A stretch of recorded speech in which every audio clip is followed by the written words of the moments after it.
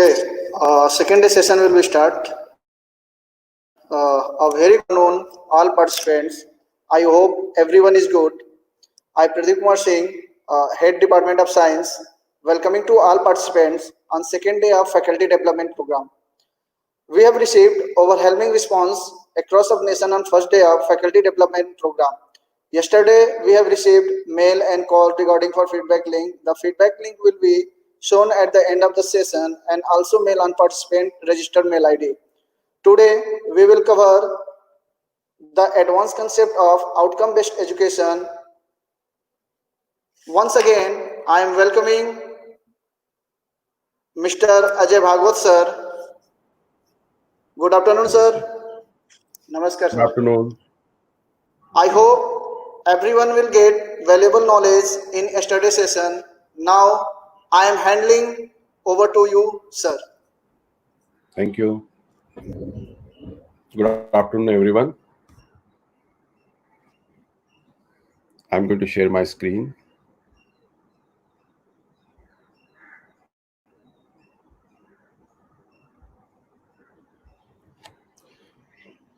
I'm going to quickly recap our yesterday's discussion, and then I will go ahead with today's session. So yesterday, quickly, I'm going to recap.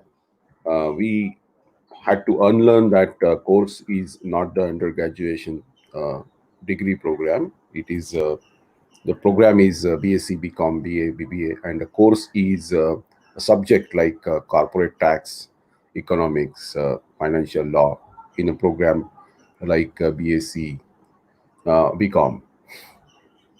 So when I say program outcomes, those are at the level of undergraduation degree program or at the post-graduation degree program, and course outcomes are at the level of courses or subjects.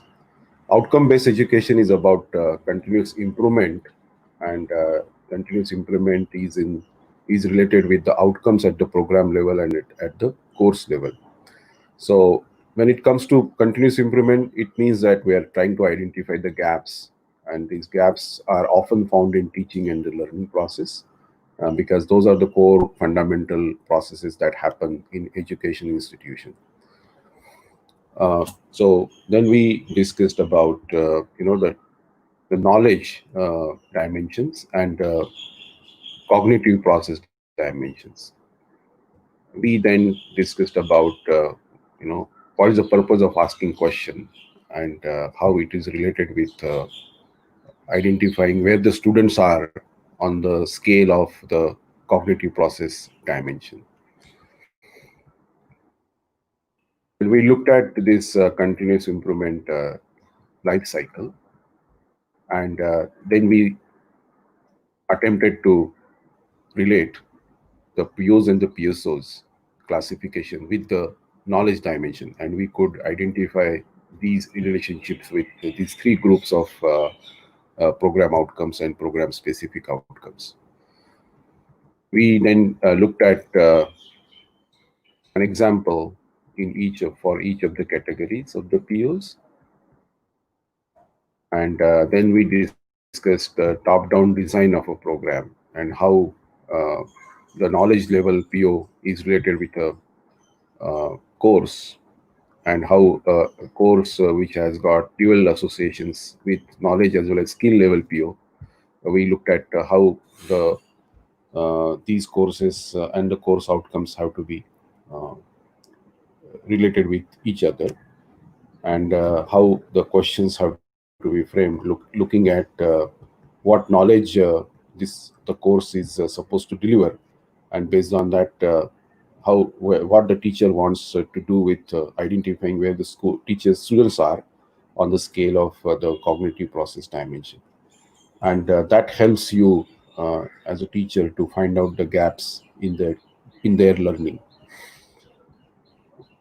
Then we looked at a very simple technique to design course outcomes, and this is a 4-component technique that is used by many educators to design course outcome statements.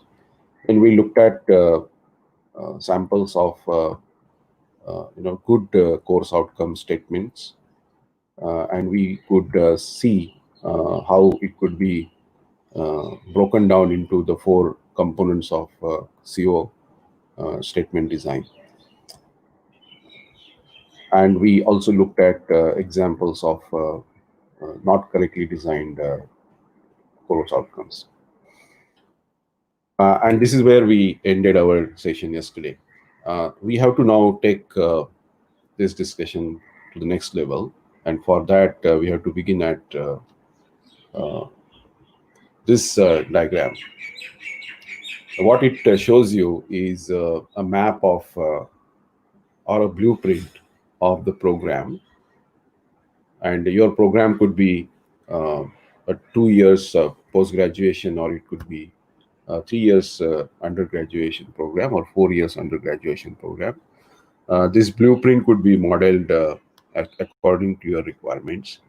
It's very simple blueprint. You can organize your program outcomes, color them as per your requirements. You can organize your courses per semester in this manner, and try to understand how your course, this is a box of a course here, semester 1, course 1, and it's colored in green, so it indicates that it is having association with PO1 completely, because PO1 happens to be let's say a knowledge category of the PO.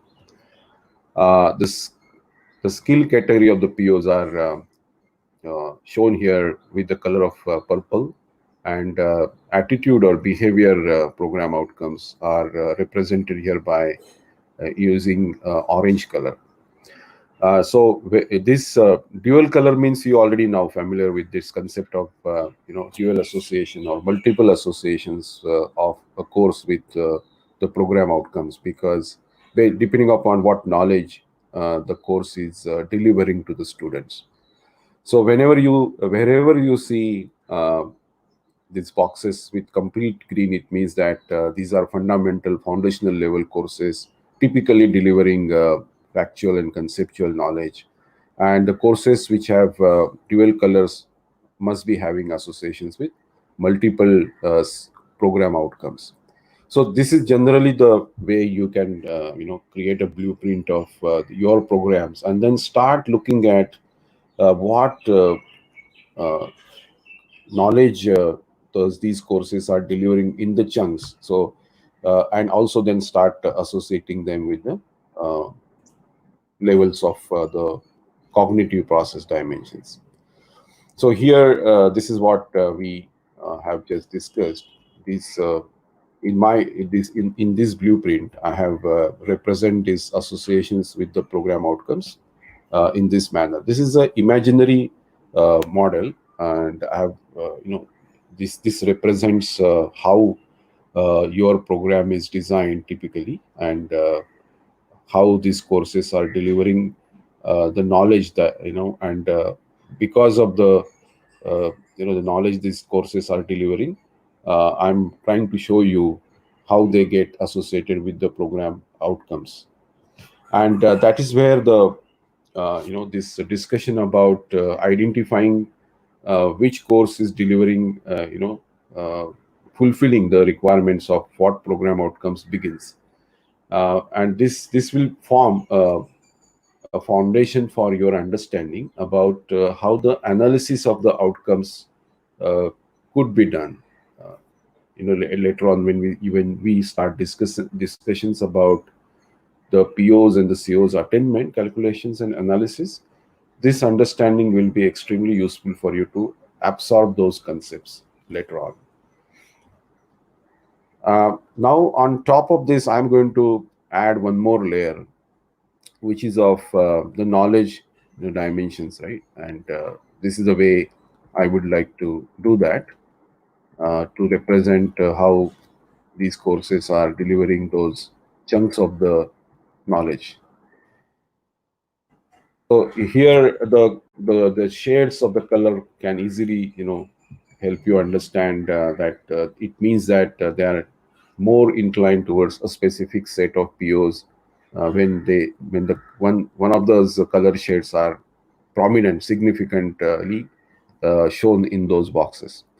And this gives you a direct reference to how the question should be framed now, and how the gaps in the learning of the students should be identified with respect to those questions now. For example, if I were to uh, identify what questions, what knowledge dimension uh, it has, and what how do I frame the questions then, once I know what knowledge dimensions it is covering, my course is covering. So this is one of the examples of that. So here, primarily, as a the teacher may have to think about uh, whether the student should be assessed at the level of understand, or take them a little further to even apply.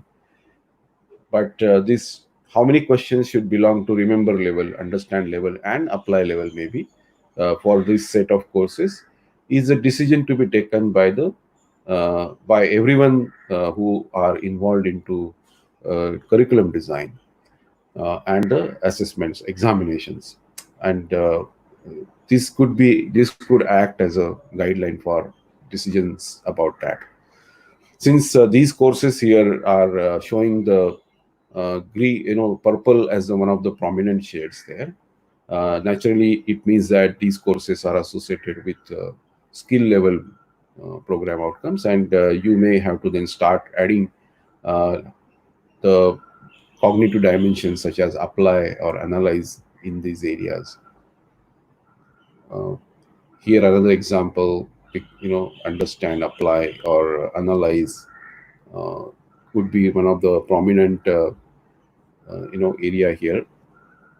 Even these courses can go up to the level of evaluate here. And since these courses are more into behavior or attitude uh, level of attitude category of the POs, and more conceptual procedure also has to be covered.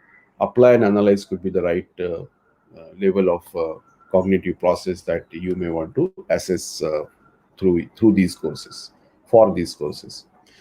So this is the you know kind of a blueprint for you to think about how your program outcomes of your program are being met by delivering certain courses, and what the courses are supposed to do in terms of delivering the knowledge, which could fall into categories like factual, conceptual, procedural, or metacognitive. And based on that, immediately you can think about uh, at what level of the cognitive process the student should be assessed at. And this is an example. You may want to tweak it as per your requirements, and then decide the percentage of the questions that could be framed for each type of the cognitive process. And then once that is defined, it becomes then easier for you to start the journey towards identifying the weaker students, and uh, uh, designing the remedial actions for continuous improvement.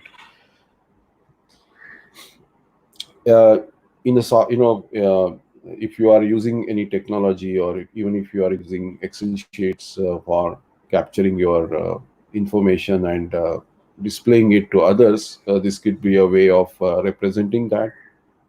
If you take a course and identify what course outcomes are and what program outcomes this your course is meeting, you can find out the associations like moderate, substantial, or even it could be slight. So these are the three typical levels that are used to designate what is the degree of affinity between a CO and the PO.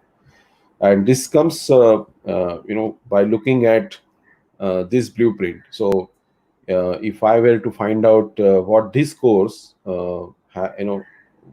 is this what program outcomes this course is meeting, and what is the degree of affinity between this course and these POs, there could you can apply some logic by looking at the knowledge levels that are being delivered by the course, and then what skill level program outcomes or knowledge level program outcomes it is covering, that you can easily identify. So if you are covering slight degree of the fundamental knowledge and more of skill oriented procedural knowledge, then obviously you have slight affinity with knowledge level PO and stronger affinities with the skill level program outcomes.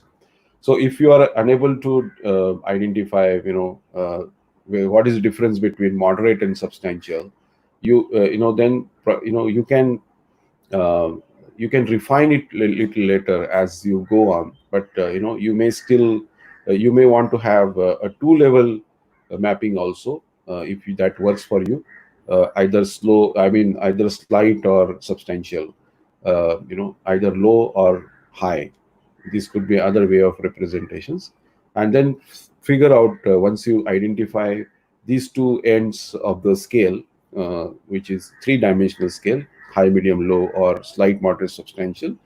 Then once you get enough understanding of your complete blueprint, you may start looking, seeing these minor variations and differences in between moderate and substantial. You yourself will start realizing that, oh, there is a middle level here, and you can accordingly create these mappings there in your chart.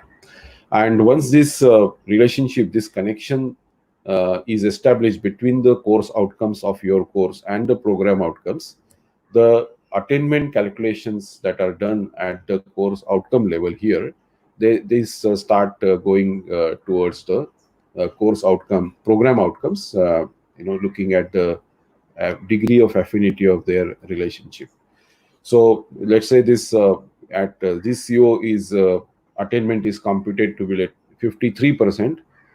Then this 53% has to be transferred to this PO, because POs are not independently computed. They get the attainment from the courses, and this is the transfer of this credit from CO to PO.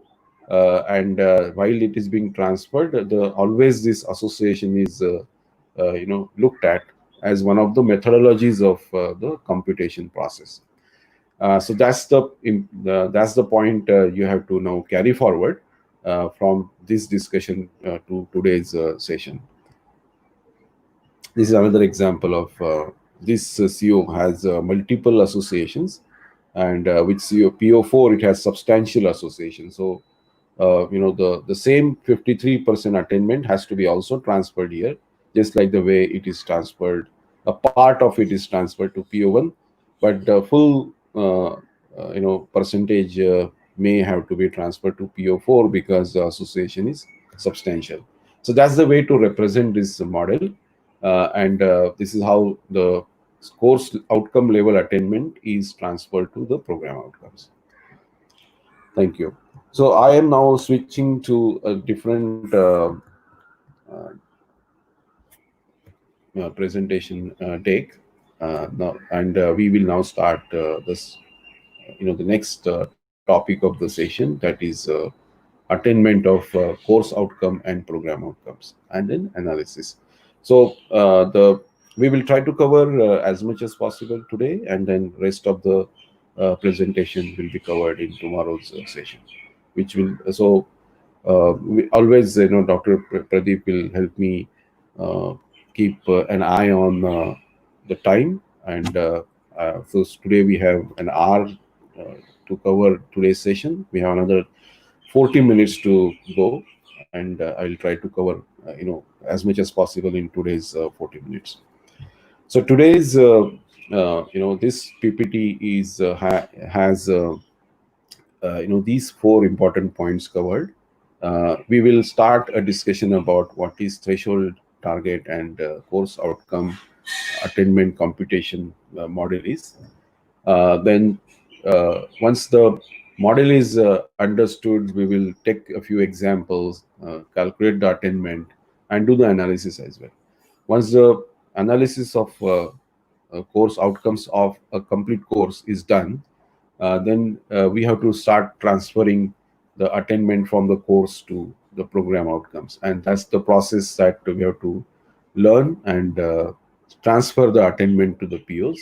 And when the attainment reaches PO level, we will have to then look at how batch wise the program outcome attainment is to be analyzed, how the gaps to be identified, and how the remedial actions could be planned based on that. So this is a journey that starts at a question level, and it ends at the batch uh, level program outcome. And from there onwards, once you understand what the gaps are, the journey starts reversing back to the problem area, and identifying to identify the weaker students or weaker areas of the education process, and to drive the continuous improvement. So that's how it works. uh, this is a term that is very familiar to those who have been going through NBA accreditation process, but those who are not, they don't have to you know worry about that term. It is very simple term to understand. So this is a course that we will take as an example for our discussion today. This icon I will be using throughout my presentation. Wherever you see this icon there, it means that it is a course. And these are the 5 course outcomes, CO1 to CO5, and there is some description related to that. So we are going to take this course, and we'll calculate the course outcome attainment for all these 5 course outcomes. So this is the course articulation matrix. I have shown you one, snapshot of the technology platform in which these associations were shown to you. And so I'm using the same idea there from there here, but here what I'm doing is I'm keeping this extremely simple. I'm showing you the same affinity level for all the 3 POs for which this course is associated with, a PO1, PO2, and PO4. And I'm keeping the associations as substantial, that is 3, moderate as 2, and 1 as slight, for the simplicity of the calculations. Otherwise, in real life, this may look like this. You may have varied degree of affinity of every CO and the PO depending upon its relationship, what PO a course outcome is meeting, and based on that, these associations will get established.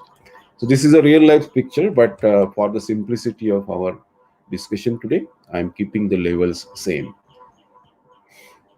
So here we are. So we have this course. It is our course has 5 COs, and this course has association with 3 POs: PO1, PO2, and PO4, and it has got exactly the same degree of affinity with all the POs. Right? That's the reason I'm showing here this PO as a common link between all the COs and the POs. So keep this diagram also in mind. I'm going to use this again and again in the presentation. So this is the next concept, how a course level CO attainment is arrived at. Look at this hierarchical structure. This is the course at the top, and this course has 5 COs. So attainment has to reach finally to the all the 5 COs of this course. But this attainment will happen through various assessments, and typically the assessments are divided into 2 categories: direct and indirect tools. In direct tools are nothing but your formative and the summative exams. And you know that formative means your continuous assessment tests, or internal assessments, or unit level exams, midterm exams, labs, projects. They all are part of your formative exams, and end term exams could be called as summative exam. So these 2 categories of formative and summative exams form, uh, they are called as direct tools. And the course end surveys or other surveys which you conduct during the term are called as indirect tools. So in which students share their opinion. Teacher doesn't evaluate their responses. Those are taken as the final inputs, and then we look at that as a feedback to for which the feedback was taken, and then we try to look whether there are any opportunities for the improvement, and that's the purpose of this survey. So that's why these are called as indirect tools. And many times the weightage given to indirect tools is slightly lower than the direct tools. But if you look at the direct tools themselves, which are divided into formative and summative exams, there is a notion of considering formative exams, with little more, since those are more fragmented, focusing on a very small unit of the syllabus covered by during the time of term, and when you conduct the internal assessments or continuous assessment, a very small portion of the syllabus is focused on, and the typically then you want to also uh, focus on uh, the students to give you the answers which are based on the questions formed at that level could be limited to the remember and understand level more than the application level in the during the beginning initial period of the term. And then when the course starts picking up, goes to advanced level, you tend to give them more difficult problems to solve, because they are going through, now they are learning more complex solutions and concepts of the from your course. So that's why the degree of the complexity improves, goes up, more portion is covered as the term progresses. And then when it comes to summative, the more stress is given to the entire course, and that's why there is a tendency of considering that with a higher weightage, the attainment coming from end term exams is considered to be more important, significant than the attainment coming from formative assessments. So that's the reason there is a tendency of considering a little less weight for formative assessments compared to summative assessments. And when the data goes upwards, once again, there is a tendency of giving more weightage to direct tools compared to indirect tools. And these weightages could vary. It could be zero point 0.8 and 0.25 at the direct and indirect level, or it could be even 100 and 0% also. It depends on your strategy of how you are going to calculate the attainment percentages. But you don't want to drop conducting indirect tools. You may still continue conducting the indirect tools, but you don't want to consider the attainment coming from these tools. So that's why there is, sometimes you will find that direct tools are given 100% weightage and zero to indirect. And I have also come across with examples of formative and summative both are given equal weightage of point five, because if the college is autonomous or private university, they may say that, hey, all the types of examinations are conducted by our examination department, so we don't think that there is a less degree of importance to them compared to the summative exams. So yeah, I will they may think that point five is the right share of the formative and summative. So it's all, this is the kind of strategy that the institutions will have to come up when they start their journey towards implementation of OBE and driving the COPO attainment calculation based on the kind of structure that they will create for capturing the data and analyzing it. So now I'm going to explain you this concept with the help of some numbers so that this is understood well.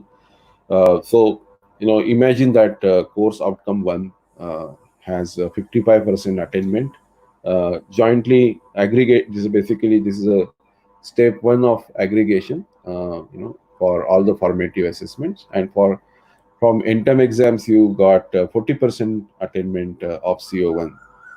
Independently, all other COs are also computed, but I have just taken one example here. And then we have to apply this weight, and then once the weight is applied, it you will get weighted attainment here, which will be 46%. And imagine that from your course and service, you got 80% attainment for CO1.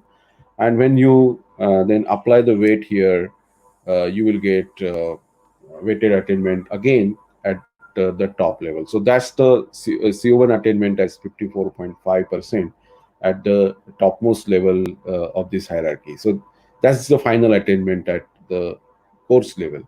So this is the way you can do the calculations of your CO attainment, which act this. So coming back to my earlier statement, this journey starts at every question level, from question to the whole.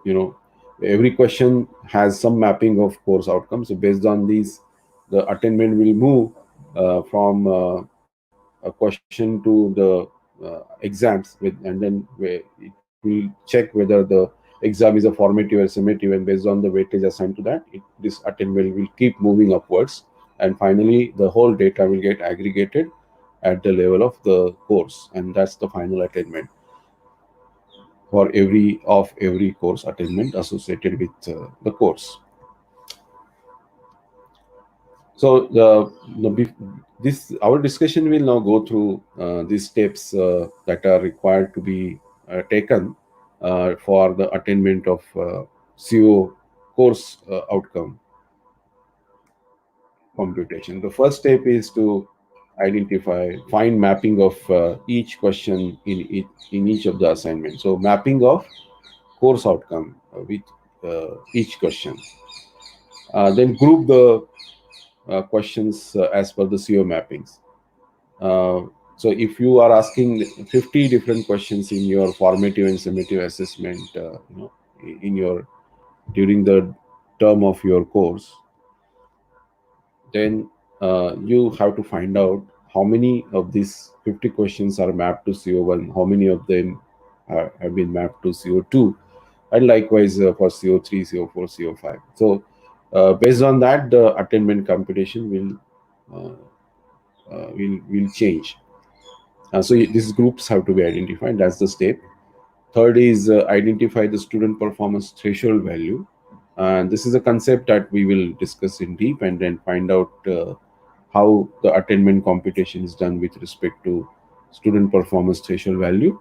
The next step is to compute the question wise attainment once you know the threshold, and then you compute the aggregated CO attainment for each CO. We have discussed this process of aggregation of the CO attainment in our previous slide, and we took example of CO1, and then uh, calculated the weighted attainment at each level, and finally we got the aggregated CO attainment.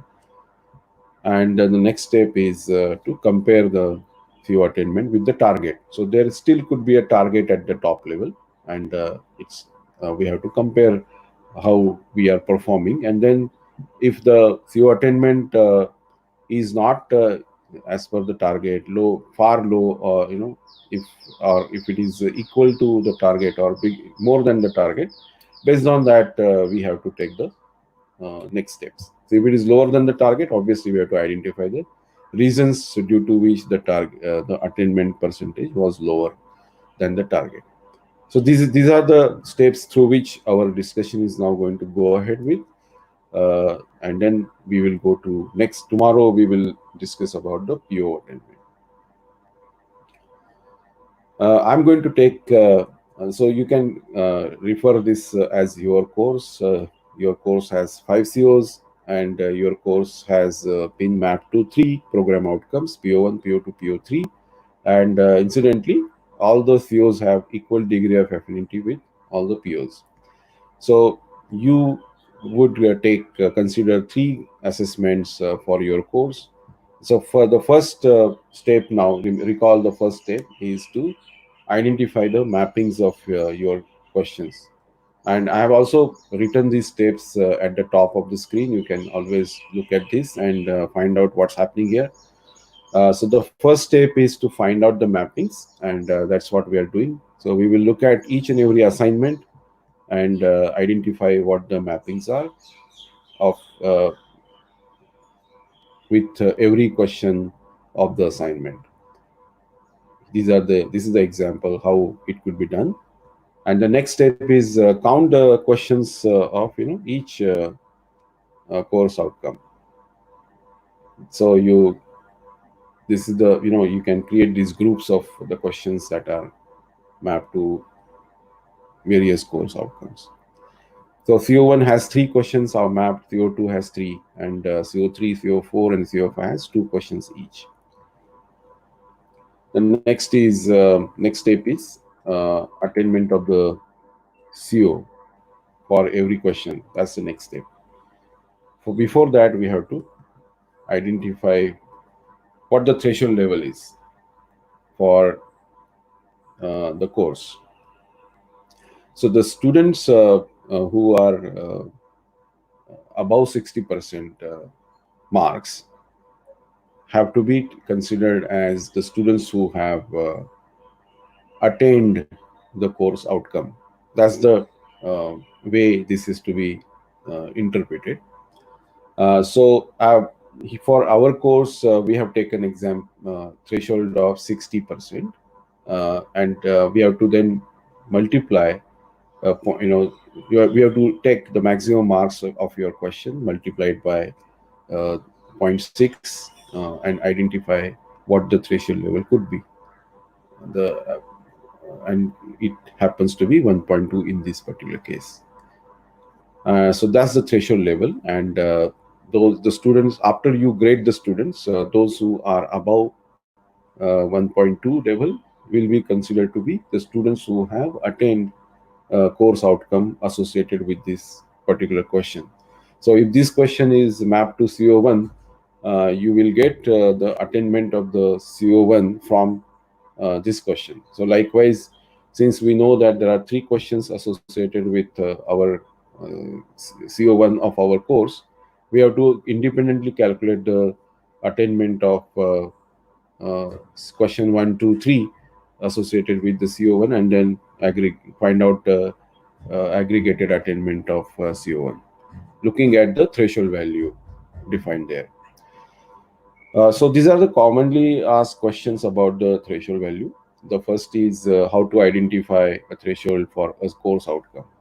So if you are going to start the implementation of OB for the first time, uh, we have observed that institutions look at last 3 years student performance average, and they arrive at the threshold value. If previously the same course had been taught, and the average student performance from all the assessments, let's say, happened to be, let's say, 41, 47, and 51 in the previous three batches, then you arrive at some average number that will be considered as the threshold value for the current year's course for as a threshold for all the COs.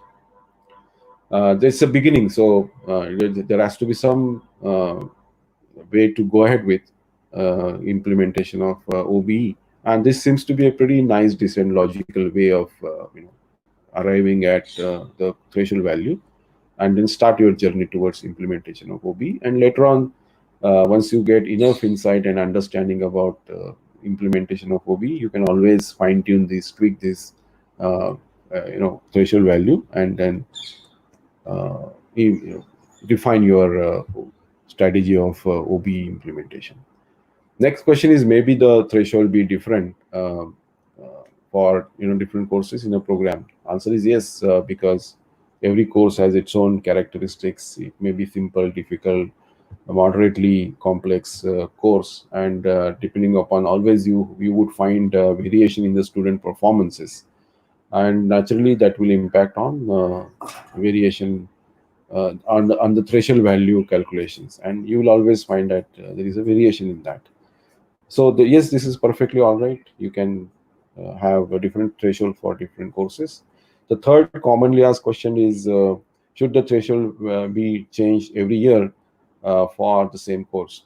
Initially, we I would not recommend that, unless keep it constant for at least 2 to 3 years, unless it is very I mean, it is, if the threshold value is, let's say, 25%, and if the attainment calculations are coming to 95, 98%, because of this, then naturally there is no scope for further improvement, because already it is being shown that 100% students are above this threshold value. It means that the threshold baseline is wrong here. You can quickly correct this situation, take the threshold value to a level which will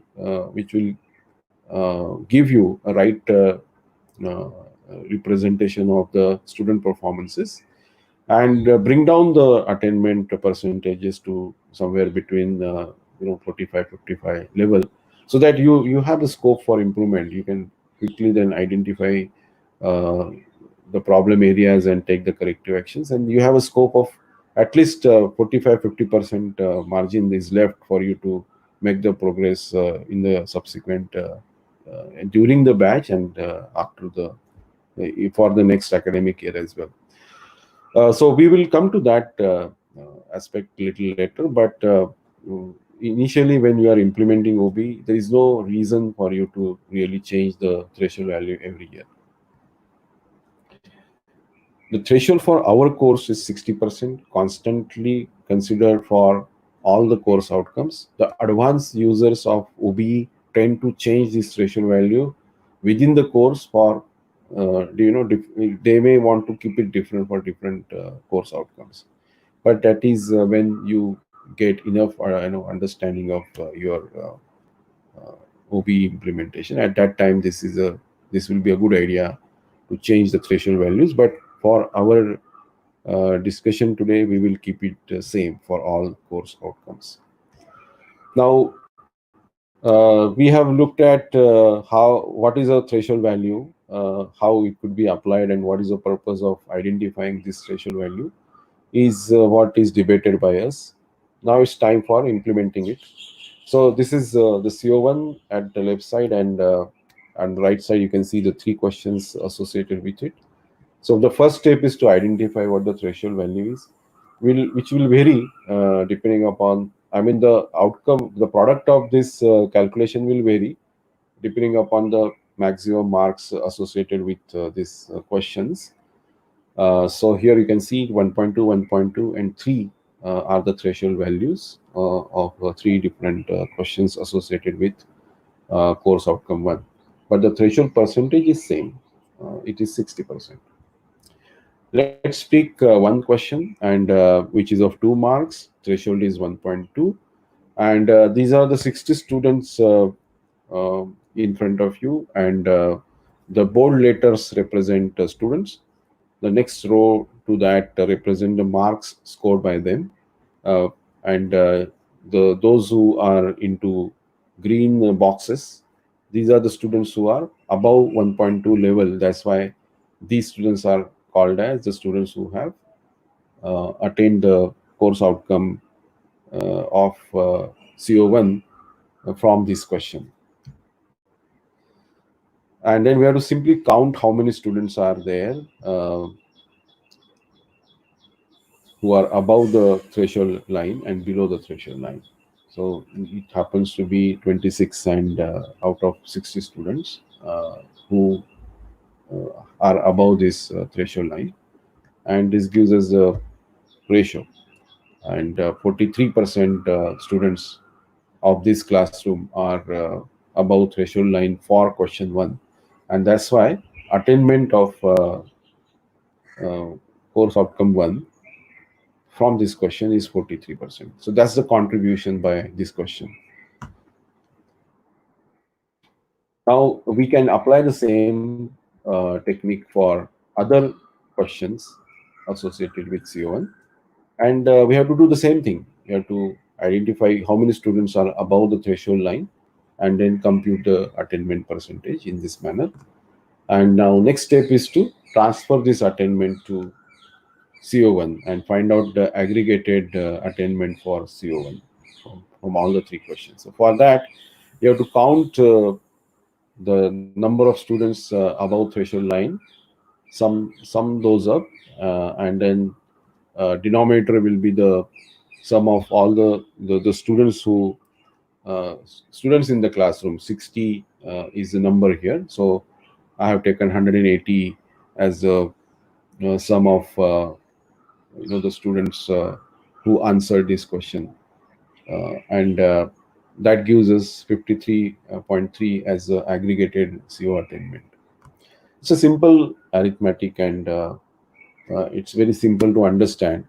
So the moment you know figure out what the threshold value is, it's easier for us to count how many students are there above these threshold lines, and then uh, arrive at question level attainment. And then when it comes to find out the aggregate at course outcome one level attainment, all we have to do is count the students from of each student, each question, and identify the denominator, compute it, and arrive at aggregated attainment for each CO. Uh, there are some questions always that I come across with related to denominator, and these are the two questions prominently asked by many. Should we not consider students who were absent and did not answer that question? And should we not consider student who did not answer that particular question, though they were present for the exam, but they did not answer that question? And then what is going to happen is that because you would not consider these students, your denominator will reduce. So out of 60, let's say 5 did not attend the exam at all, they were absent, and let's say 5 did not answer that particular question, the denominator will change. It will become 50, and then you will get some the higher attainment, because 23 in the first case here, uh, 26 rather, will be divided by 50, and this attainment number will go up. But this is artificial, bumping up of attainment percentage, in my opinion. But if you want to stick to that kind of strategy, you can do that. But what happens is that these efforts of identifying the right denominator is higher, because for each question you have to count how many students did not answer this, and then this number will vary. Then it will not always be 60. Somewhere it will be 53, it will be 34, here it will be let's say 59. And then based on that you have to do the calculation. What happens is that the burden of identifying the right denominator will go up, and you will there will be inaccuracies by design will get introduced into the calculations. So it's better to, unless you have a technology which will automatically do these things for you, nothing like it, you can use this methodology of not considering the students who were absent and did not attend that question, and then you find out the absolute attainment values. That's fine.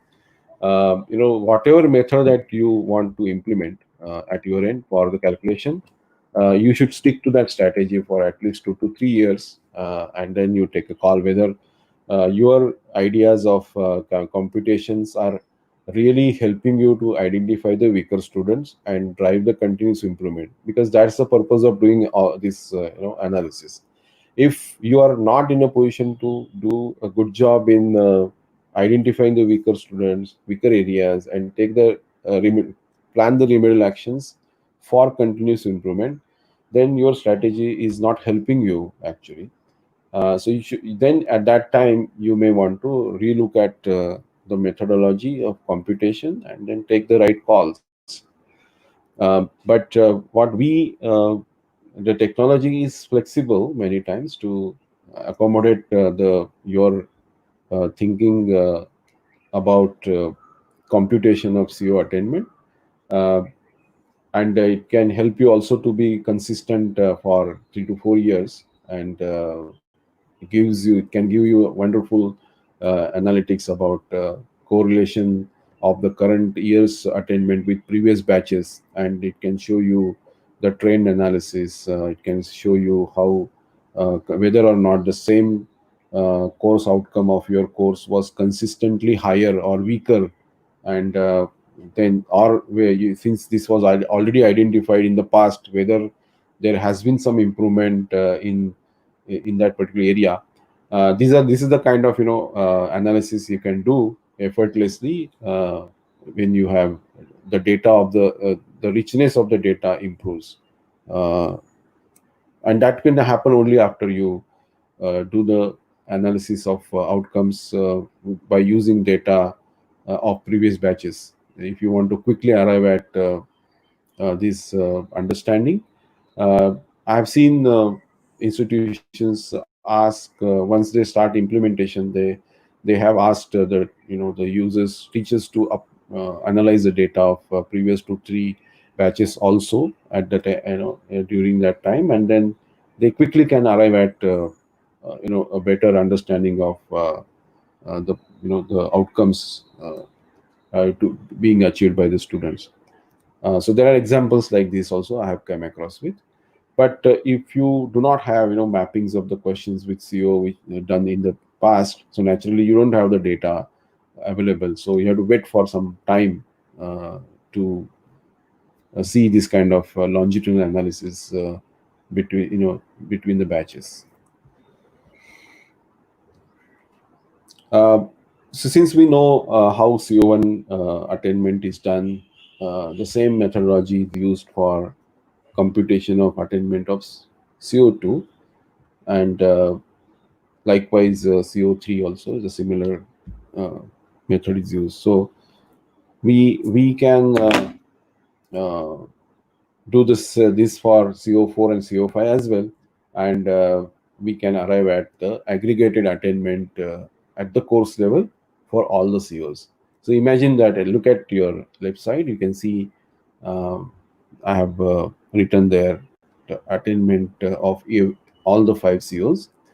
So this is our you know course, and there are our 5 COs, and the attainment is computed. So we have done a good job in terms of identifying the course outcomes, its mapping with the POs, and then identifying which question is mapped to which CO, grouping them together, calculation, identifying what the threshold value is, identifying the number of students who are above the threshold, computation of the CO attainment at every question level, and then aggregating the attainment at the course level. That's a final level of attainment.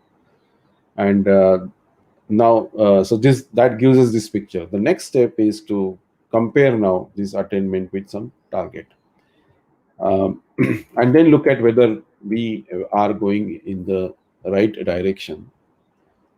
As far as the target is concerned, I come across with this question of very often: how to set target for CO attainment. Now, if you this is your first year of implementation, naturally you do not know what your target is. Because this is the computations are never seen, never experienced, and you don't know where we are going to land after you start implementation. So within couple of assessments, I mean, as soon as you conduct at least 2 to 3 assessments, you would get to know, you'll have a better idea of where the attainment is likely to land. And if, as I mentioned, if that gives you enough idea about what the likely average aggregated CO attainment of your course is, then based on that you can decide what the target could be. So unless and until you get to know what the trend is, what the likely average attainment would be, there is no point in deciding in attainment targets. You may want to wait until this whole batch is this whole academic year is over, and when it comes to the next cycle, at that time you'll have you would also finish the end term exam, and then you have enough data for computation of CO attainment. And once you know the kind of behavior of or the profile of your the course and its aggregated attainment, you can decide what the target should be. It's like there has to be at least 4 to 5 steps above notches above the minimum level of CO attainment that you are achieving. It could be taken upwards, and then naturally what will happen is that in this case, let's say this is varying between 50 and 76. So there is a almost like 26% variation. I mean, lower end and the higher end, 26% is the band width that can be seen here. So how will you decide what should be the target for this course? If you keep this 76 plus some couple of notches up, then all the COs are out. So this is a kind of some logical um, way has to be figured out by you to identify what the target should be. If I were to decide, what the target for this course should be, I'd say that it could be, let's say, 55%. And then if I would take that, I can see that 2 COs are below the target now. And the moment you start looking at your attainment from the prism of its target, the perspective will change immediately. Now, until we were looking at the percentages, uh, and until before we compared it with this target, everything was looking very good. But now suddenly the picture changed, and that's the purpose of the target, to show you whether there are any problems. And the next step obviously is to find out the reasons behind these lower targets. And if you go back your calculations, immediately you will be able to see the problem. The question 1 and question 3 did not give you enough attainments, and that's the reason the overall attainment of CO1 was low. So if you pick the question 1, now you will be able to see that quite a few students had scored 0. Even the students who scored 1 are far better than those who scored 0, and that's the reason the attainment was pretty low. So that will help you to identify what remedial action should be considered for these students who scored 0, those who did not understand anything which was covered by these which was to be assessed by asking that question. And that's the group of students who would have to be taken through the remedial action. So that is it for the today's session. I would like to stop here because we also have completed the let's say the time for this session, which is, and I would like to address questions if any. Okay, sir. Thank you very much for sharing such a wonderful information about outcome-based education. My pleasure. Uh, we have some question from participant. Mhm. Is there any restriction in the number of PO, PSO, and CO? This I had addressed this question yesterday, so Yes, yes. I'll address it again today. The restriction is I mean, I'll have to answer this little differently without worrying about whether there is any restrictions or not. Um, the graduate attributes are defined by some international level, uh, you know, accreditation bodies, and many researchers believe that there is a set of program outcomes, graduate level outcomes, which are identified and agreed upon by these accreditation bodies and many education researchers. Uh, and these are typically be referred as A2Ks. And these graduate attributes also fall into these three categories of knowledge, skill, and attitude. The acronym that is famously known here is KSA.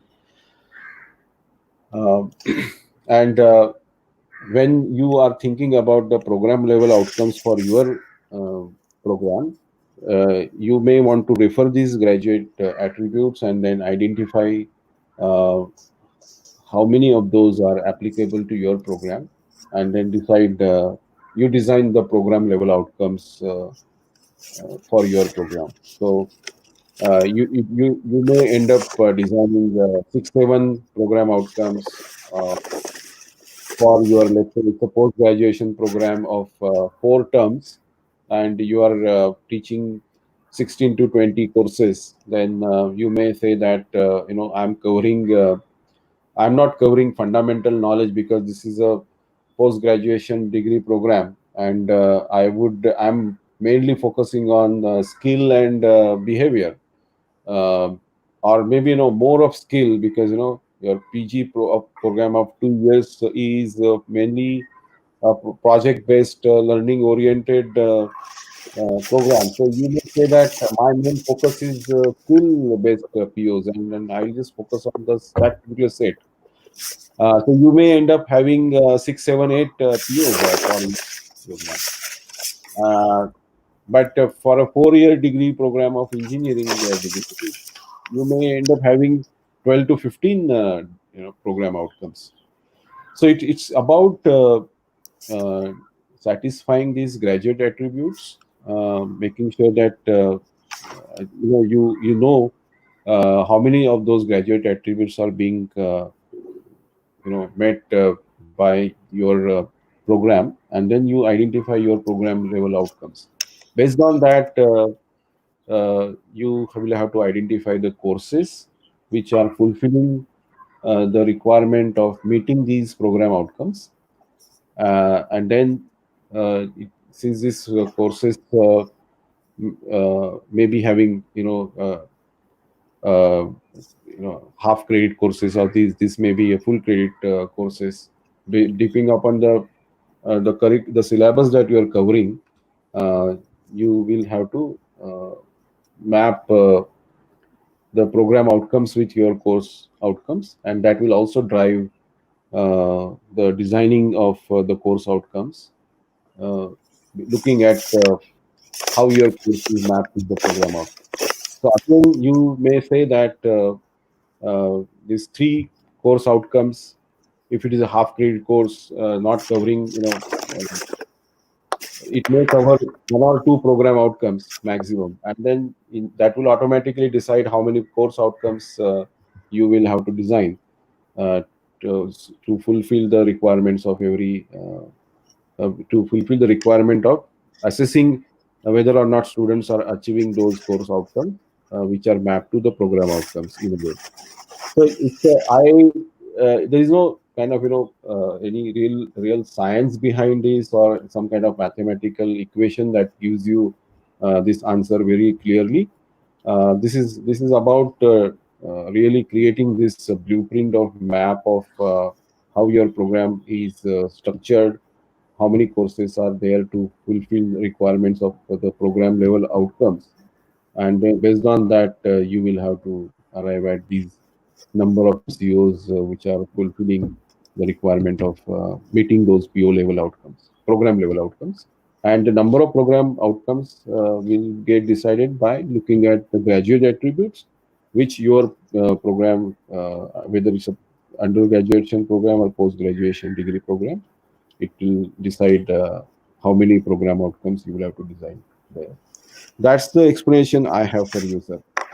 Okay, sir. Thank you very much, sir. Second question is, during the mapping of COs with POs with higher, moderate, or low affinity, there is any methodology for that, or it is based completely on one perception?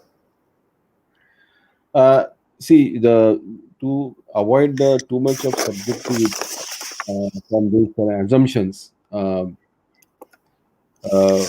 believe that if you create the blueprint, the one that I had showed to you in the beginning of today's session, that will help you to identify what degree of affinity your course has with the program outcomes.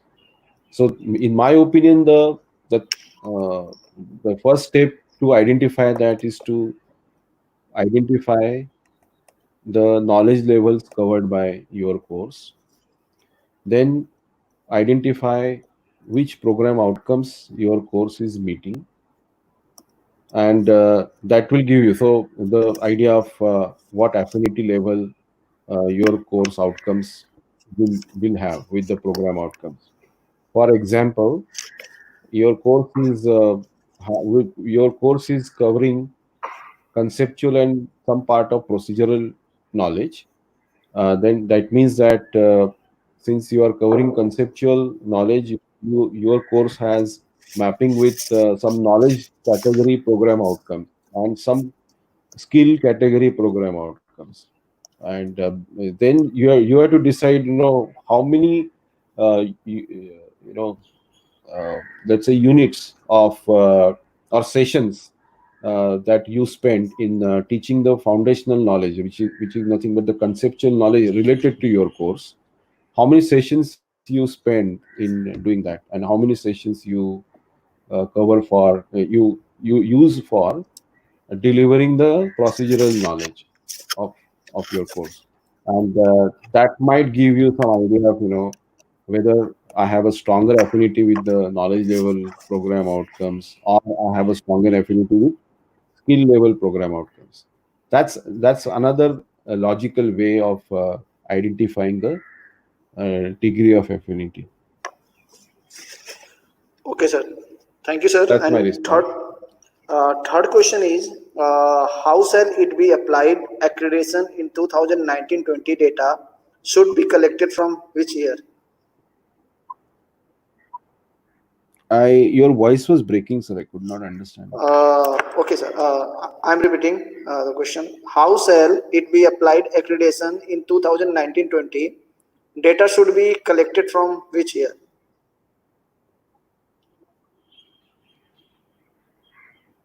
Am I No, audible, once sir? again, I could not answer your question. Okay, No, sir. no. You can type it in the chat box if you require. I can answer. Okay, Your now the voice is next breaking. question.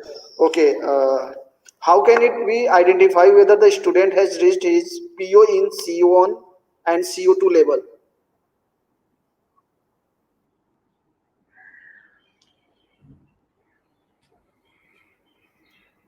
Sir, am I audible?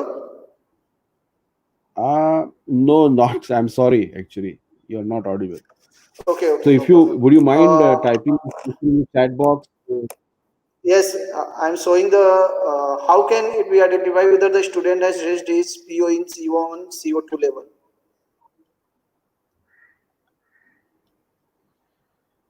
Uh, Actually, we have first of all identified whether or not students are achieving the course level outcomes. So there will be multiple courses which will be contributing to the attainment of the program outcomes. So if I pick a 3-year undergraduation program, there will be at least 25 to 30 courses, and these courses will meet the requirements of say 10 program outcomes. So the average, there are 3 courses at least associated with each program outcome. I mean, just for the sake of um this argument about how the POs are being made by every student. So average is 3 courses per PO, and so we have to identify uh, how many students are achieving the course outcomes of these 3 courses, and these outcomes of outcome of attainment of these outcomes will get transferred to the POs, and automatically the overall attainment of this PO will get reflected. And the students who are achieving the program outcomes are also then being reflected, by these calculations. So it automatically creates a profile of every student, uh, and it actually creates a trajectory of each and every student in each batch. And at the end of the graduation program, it comes out as if it's just like a mark sheet. It comes out, it gives you a profile of a student with respect to all the course outcomes and the POs attained by them individually. So this is the next step that anyway we are going to discuss tomorrow, and hopefully I would be able to address your question more clearly in tomorrow's discussion. Okay, sir. Thank you very much. Now I'm inviting Dr. Sandesh Shibbar, sir, Associate Professor, Department of Science, and COE of Rai University, Ahmedabad, Gujarat, to say something about today's session. Good afternoon, sir. Thank you, Professor Pradeep, for giving me an honor.